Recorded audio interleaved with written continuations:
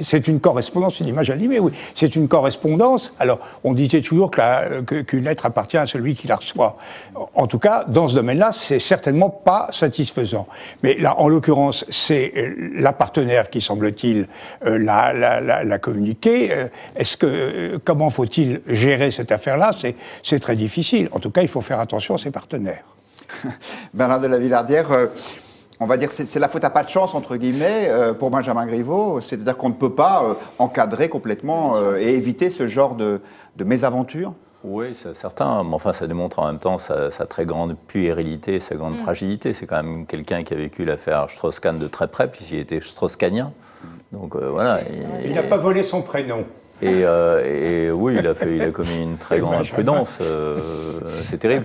Moi, je ne suis pas pour, effectivement, alourdir la loi telle qu'elle est prévue là aujourd'hui, hein, mais je suis pour la levée de l'anonymat sur les réseaux sociaux, ça c'est certain. Oui. Parce qu'on est poursuivi pour injure dès lors que c'est imprimé sur du papier. Pourquoi on ne le serait pas quand c'est en numérique, propagé par... Mais il faut encore retrouver l'identité de la personne qui vous condamne à mort, qui vous insulte ou qui vous traîne dans la boue. Et moi, je serais pour la levée totale de l'anonymat sur les réseaux sociaux, mais ça me semble évident, enfin normal. Il faut que les GAFA jouent le jeu, évidemment, mais il faut aussi que les députés français soient un peu courageux. Vous-même, vous avez reçu des menaces explicites à la suite de reportages que vous avez pu faire, notamment sur les banlieues, sur le communautarisme. Vous avez demandé que soit levé l'anonymat, de retrouver les gens qui vous menaçaient, ou c'était même pas possible, donc vous n'avez pas essayé? Non, j'ai pas essayé. Non, j'ai pas essayé. J'ai pas essayé. C'est vrai que j'ai pas essayé. Par contre, j'ai été poursuivi, oui, devant les tribunaux plusieurs fois par Marcel Campion.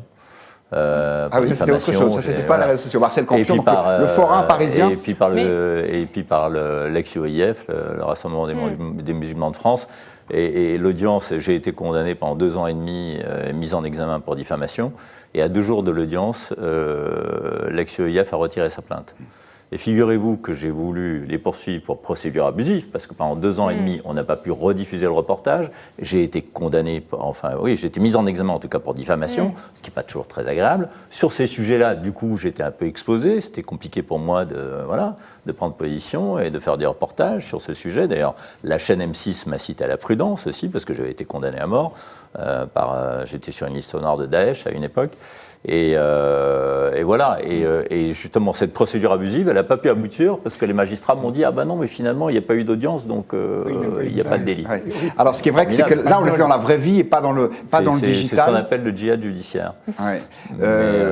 Richard Boyd, il faut changer quelque chose à la loi ou c'est pas nécessaire? Je pense que je suis sur le même registre que ce qu'a évoqué Eugénie Bastier, que c'est rare, notez-le, mais